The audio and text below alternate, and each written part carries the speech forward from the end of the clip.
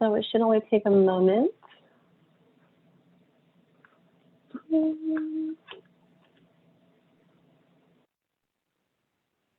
And it looks like we are live. So, hello. Welcome to the Escondido Public Library's virtual author chat series. This series is in partnership with Mysterious Galaxy Bookstore. We are your hosts for today's chat. I'm Jessica Buck, Adult Services Librarian. And I am Kathy Janovitz, Teen Services Librarian. Today we are joined by authors Erin and Ashley Shuttleworth. Yay! We'll be discussing their recent books and young adult fantasy. Welcome, Erin. Thank you. Ashley. Thank you for having us. Touch somebody. You guys are awesome. Thank you so much for joining us today. And if you have out there in Facebook land, if you have any questions for either of our authors, go ahead and put it down in the comments and we will try to get them to answer it. No weird personal questions. Hello Kitty, but like mostly books. Yeah. So let's see, what's our first question that we've got going here? Okay, so both of you, whichever one wants to go first, tell us a little bit about yourself, and your books. Ashley, rock, paper, scissors. You go first. Okay. I'm Erin Grammer. My debut contemporary YA fantasy, Magic Mutant Nightmare Girl, came out. Yeah, it's that one. The one Kathy's got on March 10th. And it's basically like if you threw Sailor Moon and the Marvel Universe into a blender with like heavily Evil Dead inspired kind of aesthetic vibes, but also really cute. It's like that. I'm excited for my copy to come because it's been so long since I've been able to read it. But yeah, no, that is an accurate description of what this book is. Yeah, it is. You like glitter and gory stuff, kind of gory, like Marvel style. That's what you would like. Okay, I guess hi, I'm Ashley Shuttleworth and I'm the author of A Dark and Hollow Star, which came out at the end of February. And is the story of 4 queer teens who join together to track down a dangerous alchemist plotting against the courts of folk. Yay! Awesome. I forget. Sorry, was I supposed to say something about myself? Okay. I immediately blanked on what the question was. Your name I just got my elevator pitch down. That's a really good pitch though. Like I keep telling everyone, like if you like D&D, if you like Final Fantasy, and you like queer fae teens, like this book, I've been hand selling you to everyone. I don't. There's so much in this book, hence why it's like 10,000 pages long and like 0.0 font. It's so to hold though, like yeah, very satisfying to hold. And then it's a good size and shape. I'm pleased with it. But yeah, no, it's always like, what's your book about? I don't know. So I had to develop a very succinct elevator pitch. I need to do that. Awesome. I ramble. Yes, there we go. That was a really riveting explanation. It's okay. We're going to go more into it because I want to know what inspired you to write your book. So let's start. Actually, let's start with you since you want to talk a little bit more. A lot of things inspired this, clearly, as like Erin said, video games. I'm really into video games, particularly Final Fantasy and Zelda, and big sweeping stories with a lot of world building, things that are very complicated, clearly translated into this book. I like that type of world building. Stuff like card captors. I was super into Clamp as a child. So like card captors, and there's Tsubasa and XXX Holic, and they're just all of these huge worlds that tie together. I just really like complicated things. So it definitely contributed to that. I would also say like my schooling, I studied both English literature and ancient classics in university. So that accounts for like the Greek mythology and the other bits of folklore. It like amazes how well you incorporated all of those influences into a package that is so beautiful and so unique. Like, it's just really fun. It's a lot of elements. Like, I remember when you were working on a draft forever ago, and you're like, I want to fit them all together, and like you did. It's awesome. We've been doing this for so long, haven't we? But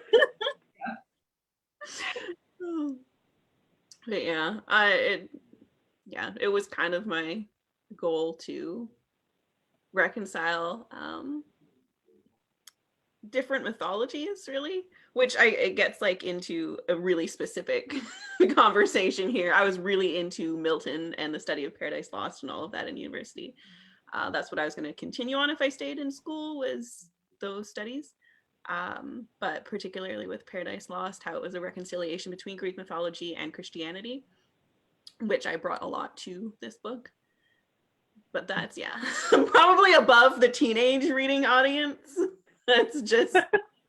I knew people like that went to college specifically where I was at Ohio University for the classics program, because they were like obsessed, and we were young, like 18 going in. So I think she's probably, or some are really into that. And some no, Greek mythology is always, but like Milton's kind of, Paradise Lost is no longer very exciting to me.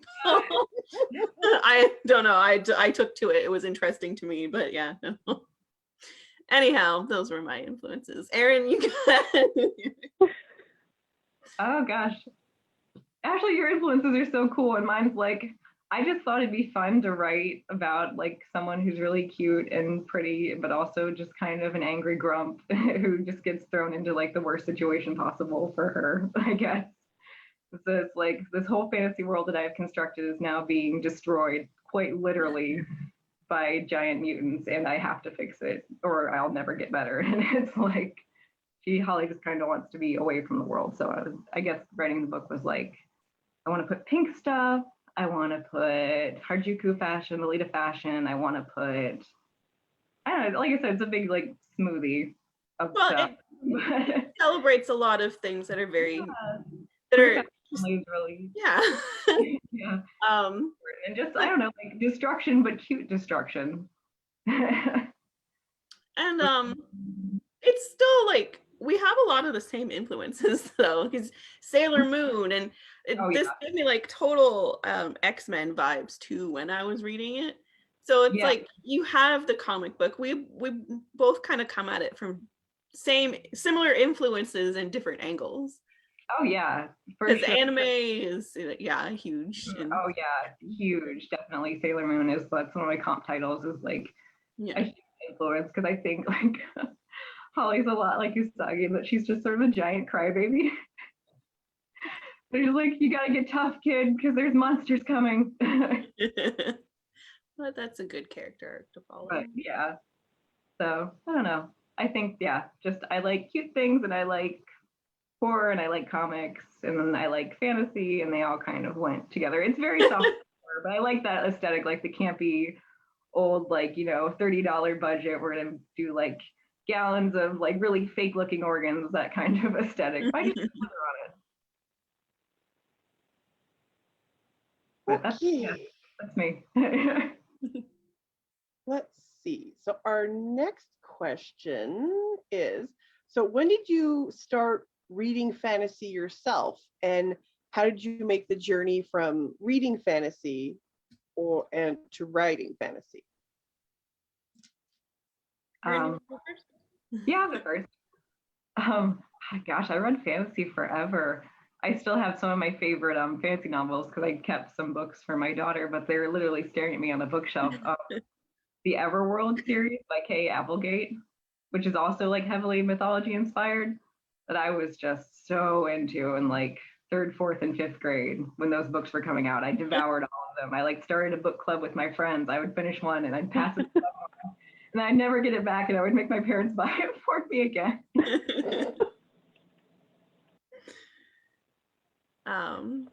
For me, when I was like super little, like I really little, my dad was like, we are going to sit down and we are going to read all of the Lord of the Rings trilogy. And this is the explanation of my life. That's all you need to know. My gosh. That's Wow. yeah. Lord of the Rings was like that was I felt like I graduated from because I was such a weird kid. I like read YA when I was in elementary school, or I guess what passed for YA then, because it was YA and middle grade were very similar. They weren't distinct genres, or not genres, but age categories like they are today. And so I was like, oh yes, I'm in middle school now, and I'm going to read Lord of the Rings, and I'm going to read like Diana. I was too young to read it myself. That was like above my reading level. My dad would just sit and read it aloud to me. So my concept of what like The Hobbit through the Lord of the Rings was so different when like I actually was old enough to comprehend. Like I sit and I remember things so differently from when I was like 8 years old listening to this and like read the movie and stuff. But luckily that was interesting to me. Could have gone either way. It could have been like, oh my God, please stop reading all things fantasy. Luckily it went the good way. Yeah, that's right. Yeah, it's for sure. We always had so many fantasy books. Like my stepdad was subscribed to like a book of the month, like fantasy club, and that was still a thing in the 90s. So there was always something to read in my house. We had like our living room was like a library. We had so many bookshelves. Yeah, there's always books in my house. I don't know. I always read fantasy. Yeah, that's where I just tend to gravitate. That was what I enjoyed reading, and that kind of stuck with me and built as I started getting into more things like cosplay conventions and video games and all that stuff. It just kind of kept the ball rolling for my involvement in the fantasy world. I think it's so funny because like cosplay is also kind of an influence on Magic Mutant Nightmare Girl, just sort of the over-the-top nature of it, even though Holly doesn't make anything herself. I think it would still be appealing to people who like the idea of escaping through costume work. But it's like, I totally see just being in a cosplay setting community too, you kind of get wrapped up in other people's fantasies because, you know, you learn about people's OCs and then you see all the fan art, and it's like being in a living fantasy community. So that's sort of another layer to it. Yeah, for sure. Which is neat. And did you always want to write, or is that something that just came out of everything that you enjoy?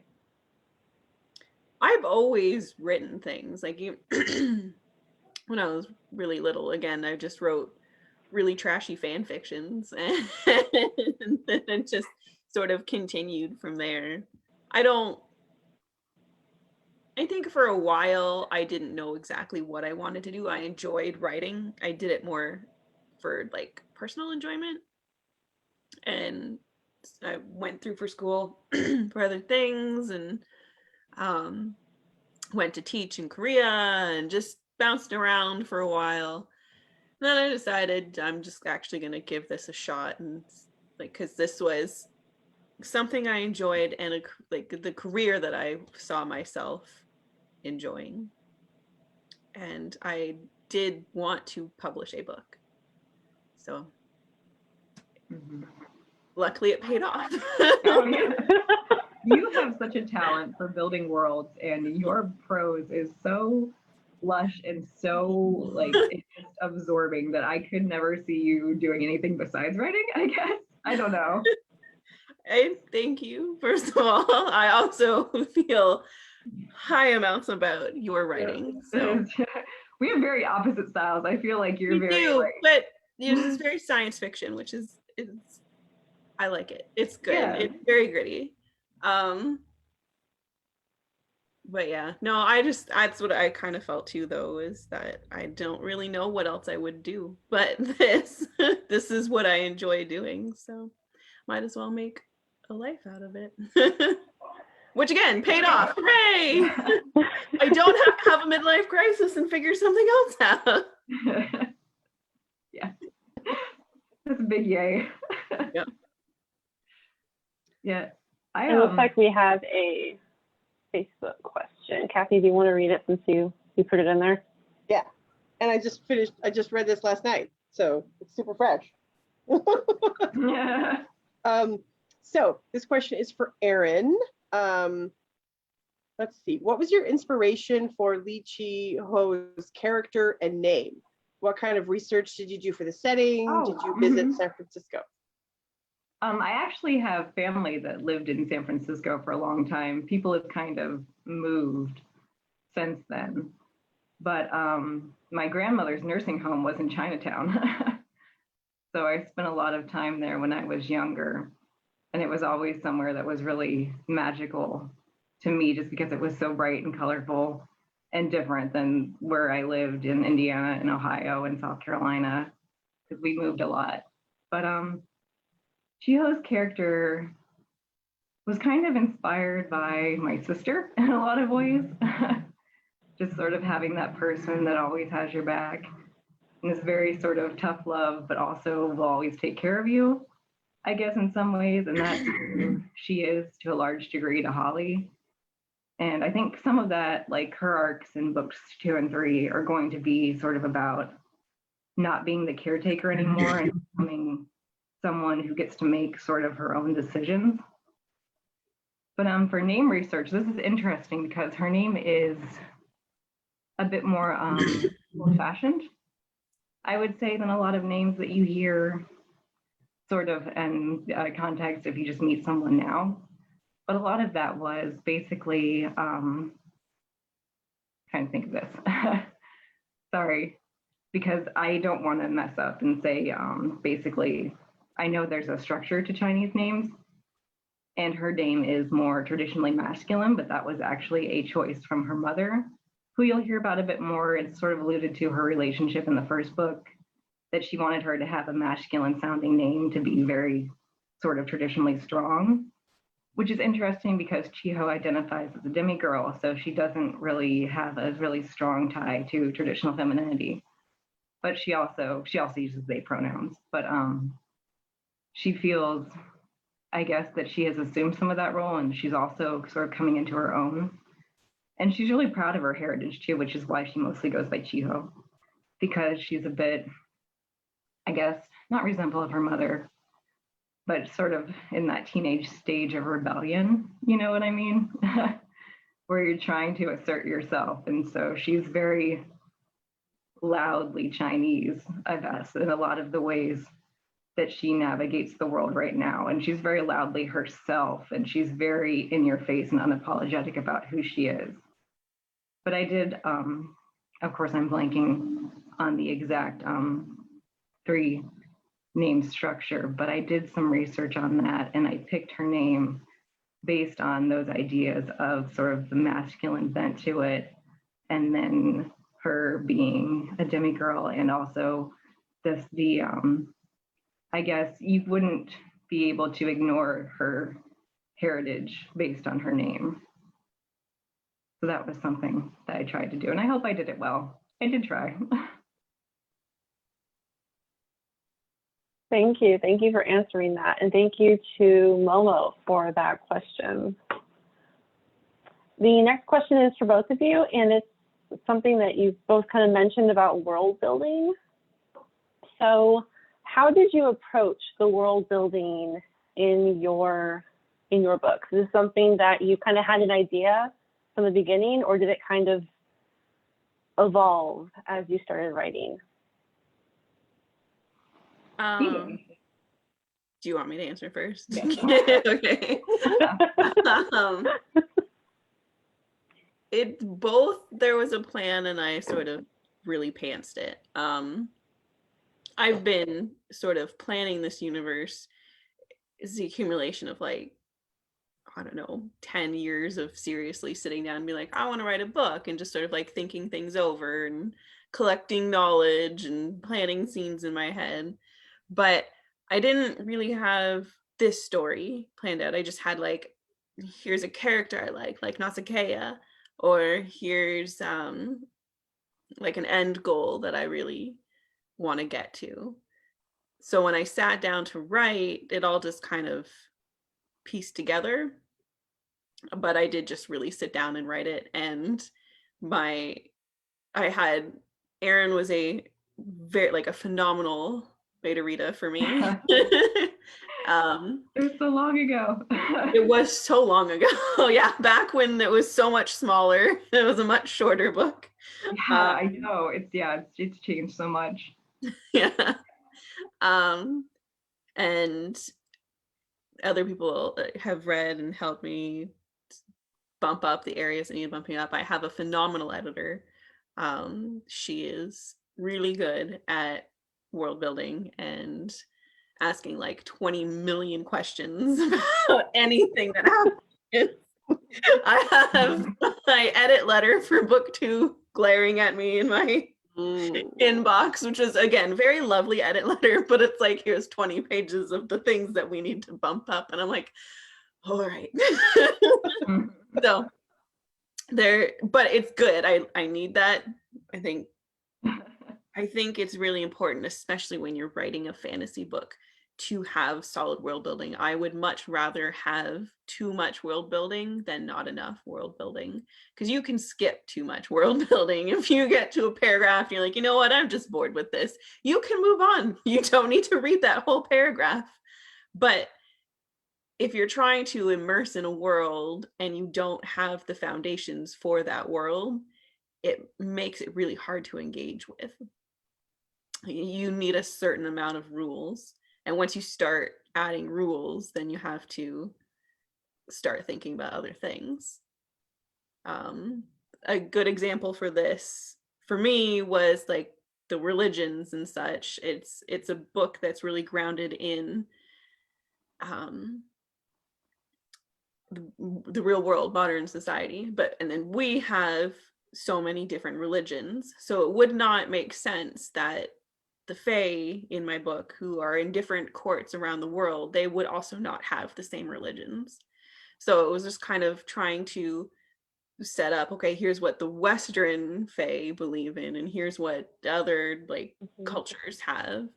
It's just there are big things, and then there are littler things, and you kind of fine tune. Yes, some things you don't need in the book, but some things are very important to know.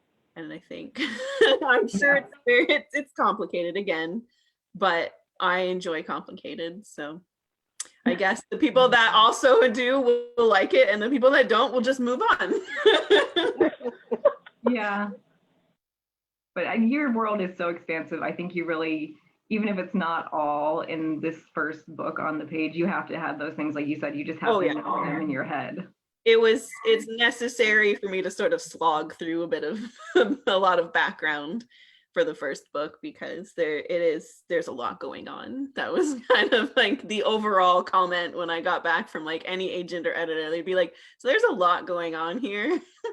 I was lucky enough to find the one agent and then the one editor that were like, we like this, we'll keep going with it, make it more complicated. Like, okay. So many people love it though. You know what?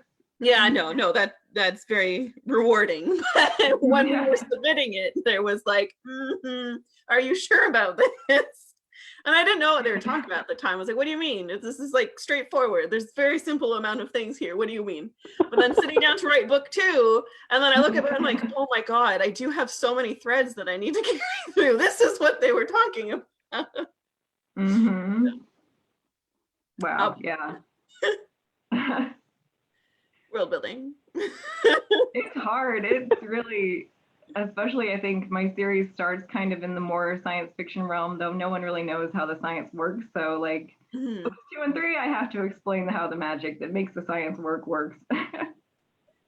Yeah. So that'll be fun. But I mean, it's okay. No one in that book knows what's going on anyway. Everyone is clueless. I mean, I know what's going on, but they don't know.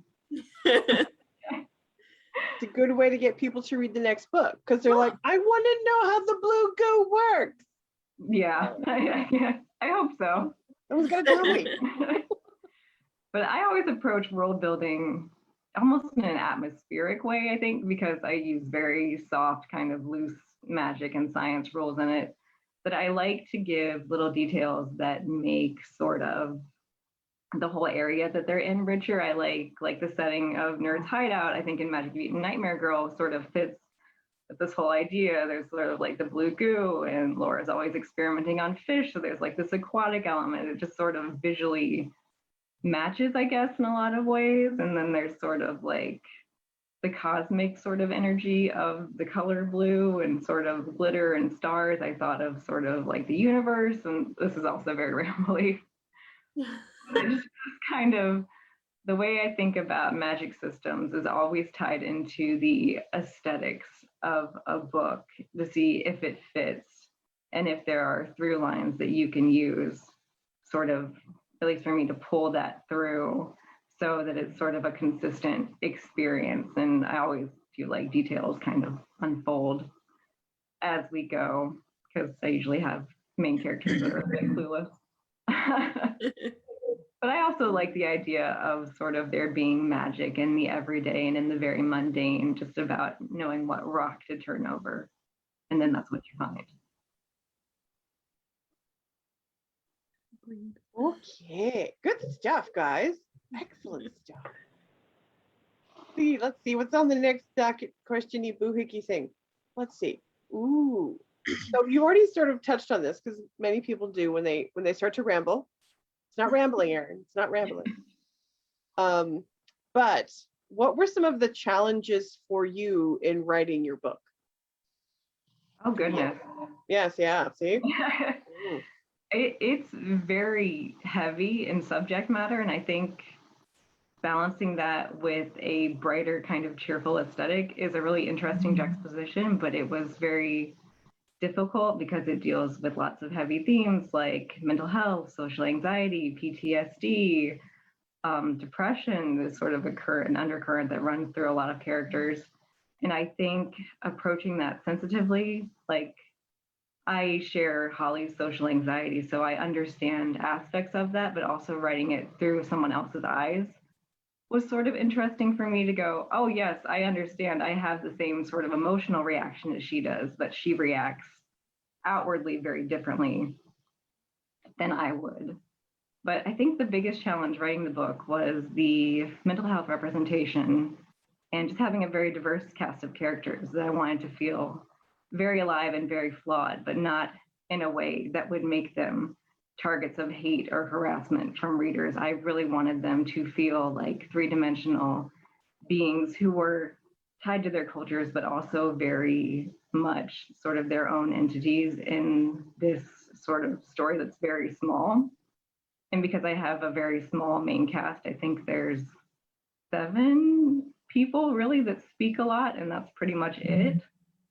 So having everyone be very different and having them have different sort of backgrounds with their, identities in the queer community and their identities within mental health and their identities within different ethnic groups. And it was trying to balance all of those while making a product that feels readable and interesting and authentic to the best degree that I could. It was tough. It's a very messy book that deals with hard stuff, and definitely the characters are not perfect in any way, nor are they meant to be role models or to be the perfect examples of the traits that they have, but they are all, I think, very distinctly human and their flaws. Yeah. No, I remember that from reading like 20 years ago. Okay. That was my aim. That people aren't perfect, but it's okay not to be perfect, and no one should judge you for not being perfect. We're all sort of on this roller coaster together. Yeah. And I think for mine, there's a lot in the author's note, there's a lot of things in my book as well that also mostly pertain to there's a lot of different heavier things, but a big focus for me was like anger and the representation of anger and its effects on people, and that is a huge theme. It gets pretty much all of my characters are a different representation of anger and its management, and that carries on throughout the series. But there's also like depression and suicide and all kinds of things, and that can get a lot because a lot of things come from personal experiences for me.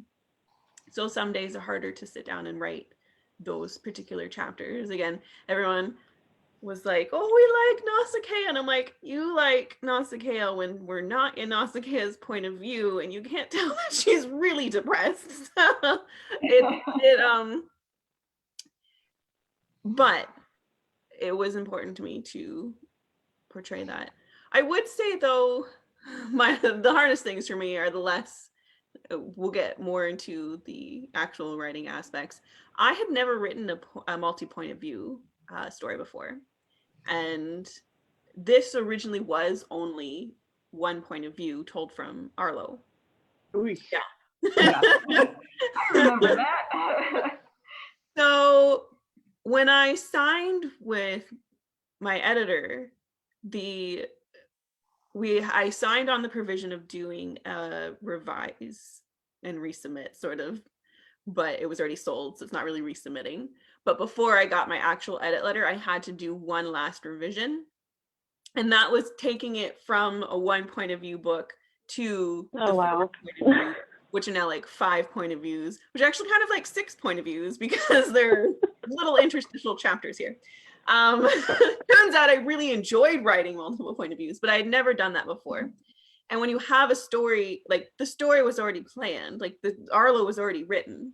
So adding the other elements on was a lot of reorganizing what was there.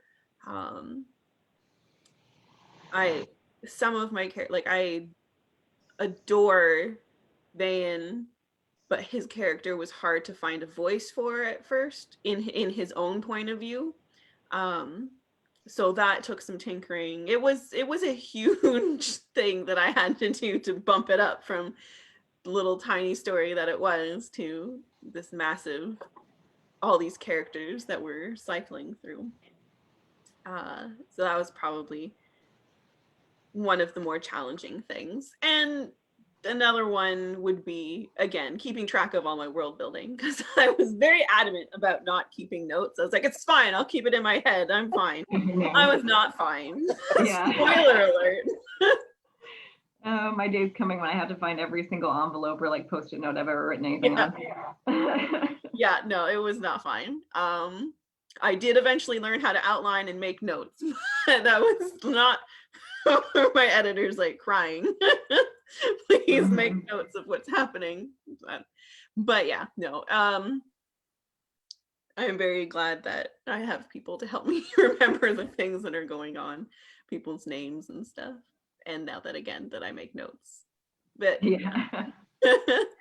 Both easy and hard, because again, I get really focused on a thing and I'm actually good at keeping this information in my head.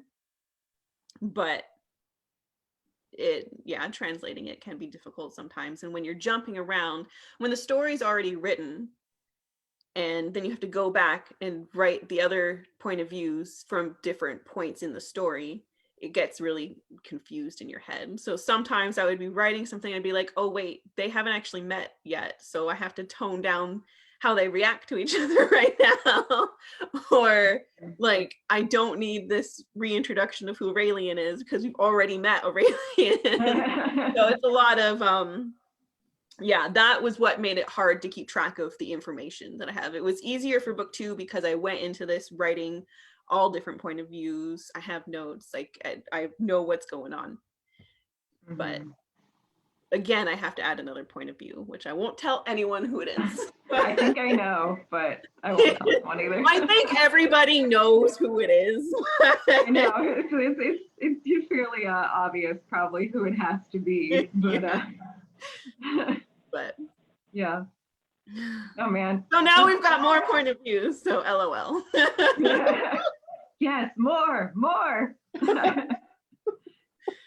So if you thought this was too big, guess what? Yeah, people, your book is not for anyone who has a faint heart, I guess. That would not be what they pick up from the bookstore. No. But at least that's obvious. They will look at this and be like, yes, this is a time investment. Yeah, but a good one. It's worth it. I think so. Yeah. I'm a little biased. Summer's coming up. Yeah, right? And we can't they have time. Read your book.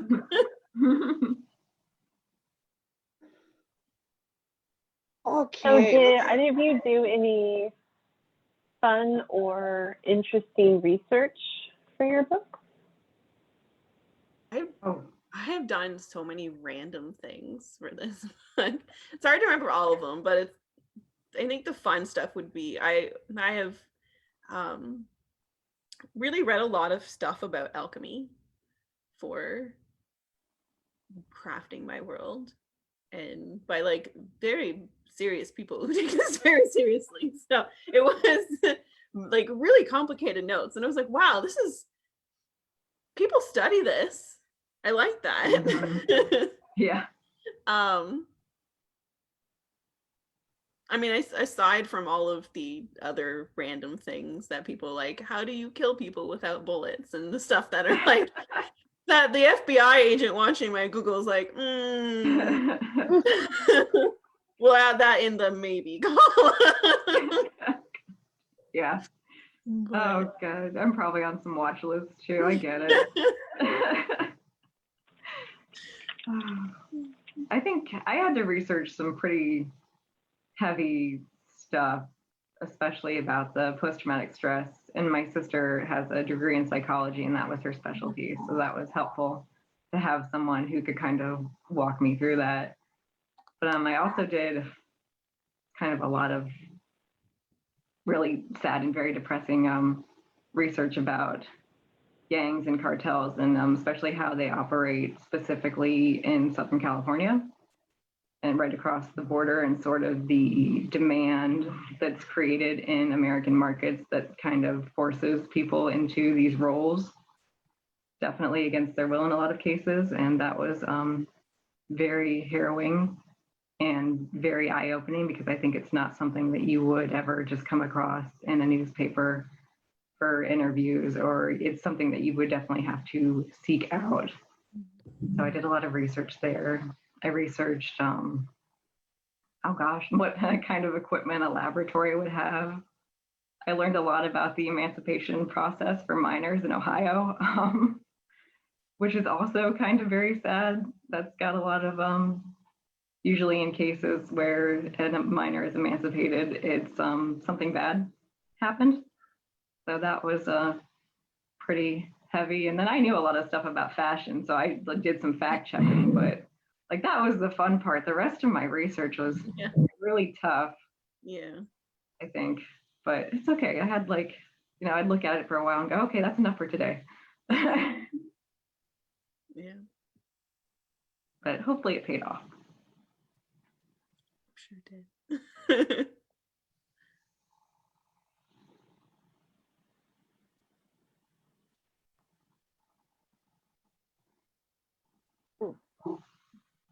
Are we all muted now?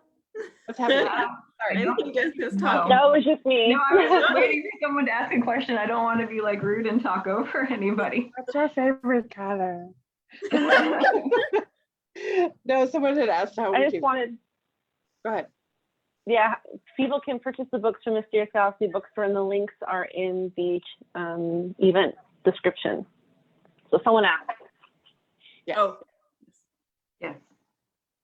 It's Mysterious Galaxy is great. Please buy books from them. Buy all the books from them because they're awesome. Yes, I have to get. I don't think the company we publish from doesn't carry books published by Midnight Tide. So I have. Yeah. So I'm going to go through Mysterious Galaxy to get your book for the collection. So I'm surprised because I know it's in the Baker and Taylor catalog. weird. We go through Brodart instead. Oh, okay. But I know a lot of libraries use Baker and Taylor. Well, we use both, but we use Okay. Brodart specifically for young adult stuff. I Yeah. don't know why. Maybe I could just like drop one off to you guys. It's just like my No, gift. no, I no, wrote. no, Okay. no. Okay. Book sales is good. Book sales is always good. All right, it is good. I mean, thank you, but I live Yeah, around the yeah. corner. Give me an excuse to get out of the house. Let's see. We do have another Facebook question for you, Erin, from Kelsey Wong. The reader is thrown into the thick of things for this story for your book. So I'm curious to know what Holly usually does. Like, what does a normal day look like for her? Oh gosh, it's very depressing. Holly doesn't really do a lot outside of just kind of exist because she's in a very depressed state. Like it's alluded to in sort of the beginning, or not the beginning, but the middle of the book, that Chiyo's the one that puts food in her refrigerator, otherwise she won't eat. But she does a lot of online shopping. She loves to like rewatch soap opera type shows. So she loves like I guess Grey's Anatomy isn't really a soap opera, but that kind of sort of binge watching season that's very emotional but not really cerebral in a lot of ways. So she watches a lot of TV. She goes shopping, she hangs out with Chio, and that's pretty much all she does. That's it. It's very sad. So in some ways her life has improved, and in some ways it has not. But it's a lot of shopping. She doesn't go to a lot of fashion meetups because she's still very new to the area, and she's still very sort of scared of reaching out and sort of contacting anyone, because that's her big sort of, I guess, mistake, sort of the wrong thought that your brain, when you have so much trauma, just sort of goes into this pattern. She's like, I can't make connections with anyone. I can't make new friends. I can't reach out because what if something terrible happens to them? What if they leave me too? You know, I can't do that again, which is why she kind of just removes herself from reality and makes her own little reality. But I do remember that from reading, and I thought that was really well done. Thanks. But yeah, that's what she does. That's what she does.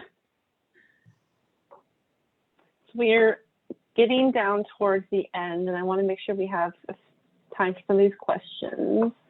So besides fantasy, are there other genres and other kind of worlds that you want to write in, or are you going to just continue? I know that I think you both said that you're going to continue with this story, but in the future, are there any other genres you want to write in? I'm pretty happy in fantasy. You're like, I'm good. I have like immense respect for all of the other genres. I can only seem to make myself focus on writing a book if it's fantasy. There are contemporary fiction scares the heck out of me. I don't know how we operate in a world where I can't just make up a magical excuse for why something isn't working the way that it should be working. But so yeah, I'm probably gonna stick with fantasy for the foreseeable future. We'll see if something happens other than that. I mean, I'm never opposed to trying different things, but the sci-fi fantasy area. I'd actually love to write rom-coms one day. Just because I guess I enjoy consuming them. I don't know if I like reading them as much as I like watching them. It's just something very light and fluffy, and I think every fantasy idea I have definitely has that sort of like, oh, it's shiny, it's pretty sort of aesthetic, but then it's really dark. So I would like to write something maybe that is very lighthearted. That's the only that in fantasy. That's sort of where I think I'm sitting. Okay. Looks like we probably have time for question number 10, yes? Yeah, okay. So we talked about sort of the challenges that you had with writing your book, but sort of on the opposite side, what was your favorite part of the writing process? You know, did you find writing rituals that you found exciting? Did you learn how to outline? Do you like to work in a specific environment? You know, there's specific snacks you like when you eat or when you write, that kind of stuff. What were your favorite parts of that writing process? Well, for the writing process itself, yeah, no, I do enjoy that I know how to outline now. It is much less stressful than laying awake at night afraid that you're going to forget something. I do kind of go full throttle with it, and it's like meticulous outlining now, that it's like chapter by chapter exactly what's going to happen in each chapter. But at the same time, I still kind of let myself go with things. Like I will have everything before I sit down and actually start writing now planned. But if I'm writing and I find things evolve differently, then I just go with that and try and find a way to tie it back into what I've had planned. As for like food and stuff, God, yeah, I ate like so much cake while I was doing this. I had no willpower and I was so tired all the time. It was like cake and tea. But book 2, we're determined to make this a more healthier choice for me.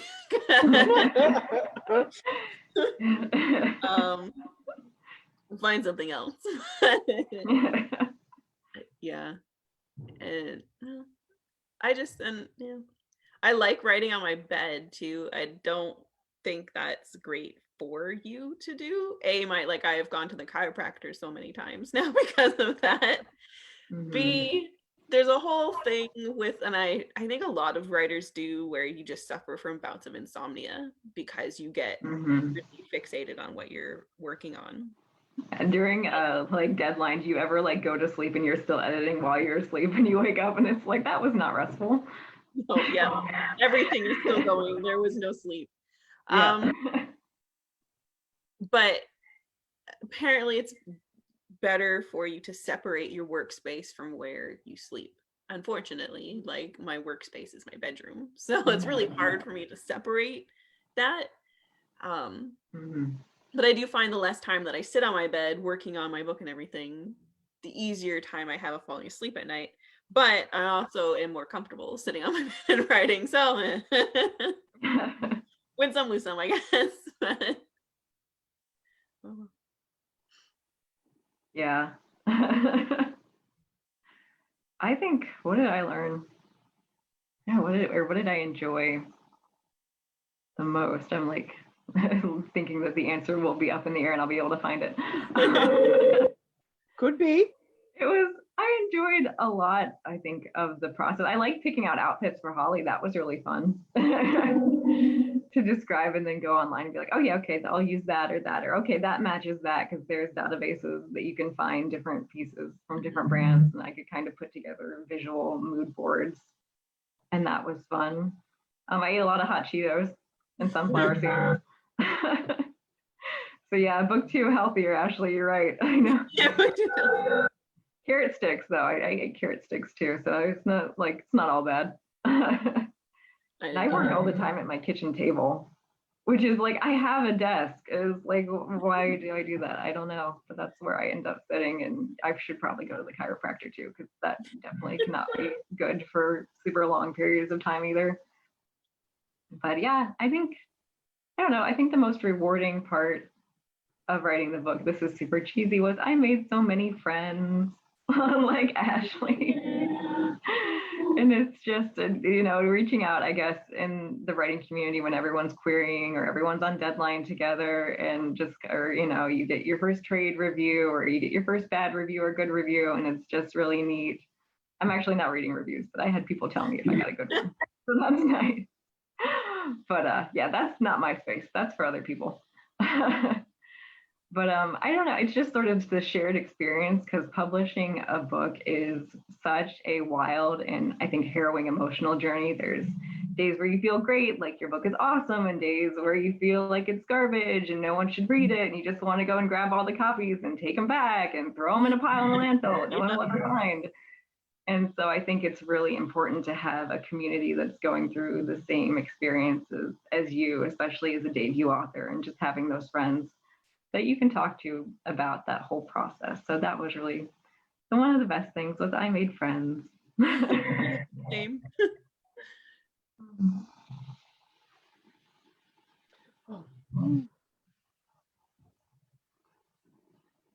Ooh, what's next? We had another question about purchasing for people that aren't in the US. Bookshop.org lets you search for booksellers near you if you want to do like a local bookseller, and you can see if they have it in stock. Other than that, I don't know. I'd have to look up. I mean, I have all of my links on my website for people that aren't in the States, if you're in Canada like me, or if you're in the UK, that do show various places that you can order things from. But Perfect. I mean, Okay, I'm going to paste both websites.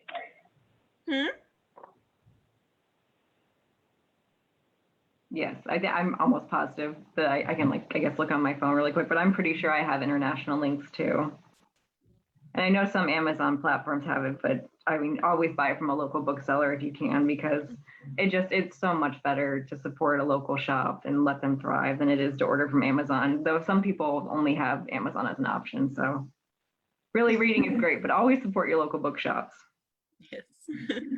Yes, so I pasted both of the authors' website URLs into the chat. So anyone watching now, well, it's live or later when it's recorded, you can just follow the links.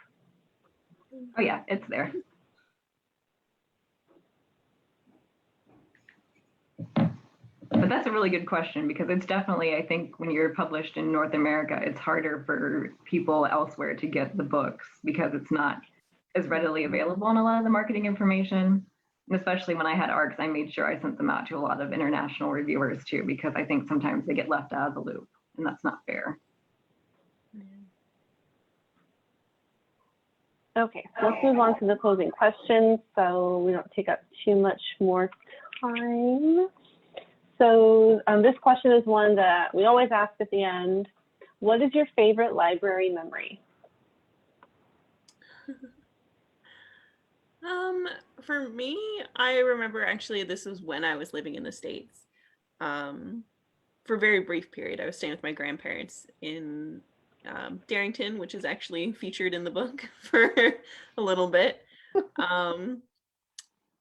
That I just remember going down to that library with my grandmother, and I remember checking out Beauty and the Beast. It was like, I just remember like I really liked the smell of it for some I mean, like most people do, but I just remember like being little me and just like holding this book and like smelling this book in the library. I just have really fond memories of the library there. I had like I've been to many different libraries, but that's the one that kind of sticks out the most to me, is actually that library when I was really little. They had a lot of fun things. That's awesome. I think I have bizarre library memories, but they're all very fun. I think my favorite one when I was a kid was my mom worked for this library in our school, and she volunteered during different days of the week. And one day I was sick, but enough to stay home. I was like kindergarten, but she couldn't get anyone to watch me. So I ended up just staying in like the office of the library all day. But I would sneak out if she wasn't looking to go like, pull piles of books back, because what else can you do really when you're sick? And I remember being like behind the scenes of the library thinking, oh, this is the coolest place ever. This is like got to be the best place to work. You get to be surrounded by books all day. Oh, it's amazing. I don't even feel sick anymore because I'm with all these books. And then I worked, because one of our like elective classes in middle school was you could work a shift at the library for that period. So I did that all during middle school. And I used to love basically just helping anyone come up and find a book, because I always memorized where like the popular ones were and if they were back in stock, or I'd see someone in the hallway and I'd tell them, oh, we got that book back this morning, come and get it. Oh. So I love the library. I always have. It's a good place. Mm-hmm. Yeah, we like them too. it's fine, right? Awesome. Okie dokie. So, Ashley, Erin, tell the audience, what is next for you? We've kind of alluded to it, but let us know what's going on for you next. Well, I have a book 2 coming out in the summer of next year, which is the sequel to A Dark and Hollow Star. I imagine one day soon they'll let me know. I mean, they'll let me tell everyone what the title is for that. Just whisper it. Nope, I'm not allowed to. All things are secrets in publishing. Yeah, seriously. And I have a couple other things in the works, but I also have to wait to say anything about those. So Yeah. we'll see what happens. But right now, what's next is the sequel for Dark and Hollow Star. So fingers crossed for that, because I'm about to launch into edits and kind of drop off the face of the earth. No more cake. No, I don't have any more. Okay. I ate it all. could send you like a pretty one to look at, like one of those really realistic ones or something. My best friend sent me that massive book cover cake. Oh, cool. That was so cool. It was so good. Oh, yeah. And it is a cake that is supposed to feed 20 people. Like, it was massive. Yeah, it was so tall.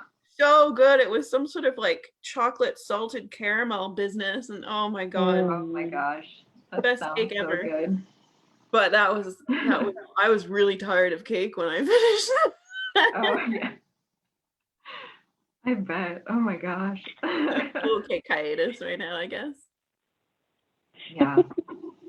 I'm working next on, there's 2 more books in the Magic Mutants trilogy, and I can actually tell you the title for book 2, which I think some people know, but only like very few people. It's Magic Mutant Nightmare Soldier is the title for book 2.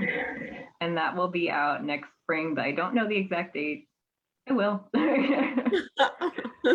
Yeah, I know. And when I do, and I can say I will let people know.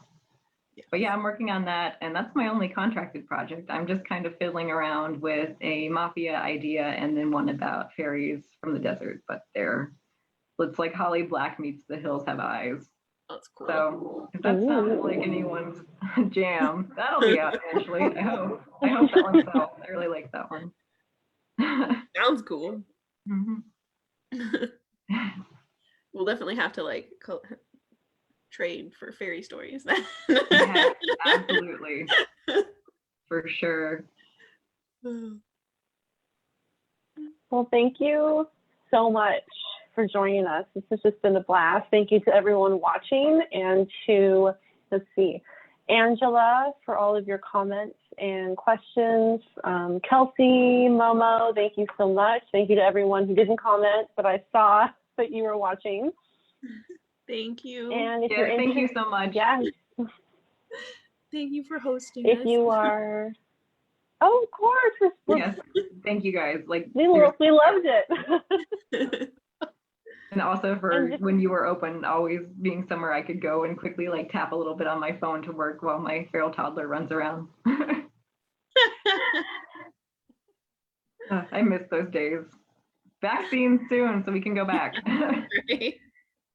Mm-hmm. Yeah, but thank you. And a reminder to everyone to purchase the books by the authors, because they're great and you should definitely read them, or check them out from your local library. If your local library doesn't have it, tell your local library that they need to get it. Oh yeah, if you are. Oh, go ahead. No, go ahead. Sorry, I just meant to say, my pre-order campaign still runs till the end of March for a couple more days, and library requests count. And all the information on how to submit, I've got like little postcards and little bookmarks. And Mysterious Galaxy has these, so you'll get, if you order from them, like they'll have my signature on it. And there's also a short story that you get the passcode access for. But that's all available for people that library request too. So if you just want to put that library request in and just send me an email, be like, hey, I requested it, I will send you cute little goodies. Kathy, I'm requesting. Oh yeah, I gotta get it through Mysterious Galaxy anyway, so we'll have goodies. And I have to see if I've got some money, which I think I do. I'm hoping to get like a second copy of, or a copy of both of the books for like a giveaway. Oh, that would be amazing. Yeah, I do a teen book giveaway like twice a month on Instagram through the library's Instagram account. So awesome. I can either do single or I can give them away as a together. We'll see. That would be sound good. So cool. Yeah. And if anyone watching is interested in more free online programming, check out our Facebook and our website to see all the events we have planned. And last thing is, if you have just a moment, I'm pasting in our very short, very quick, very easy 3-question program survey. Let us know if you enjoy the event. And yeah, thank you so much for joining us. Thank you for watching. Thank you for asking questions. Thank you to the authors. And we hope you have a wonderful night wherever you are. Thank you. Bye. Bye.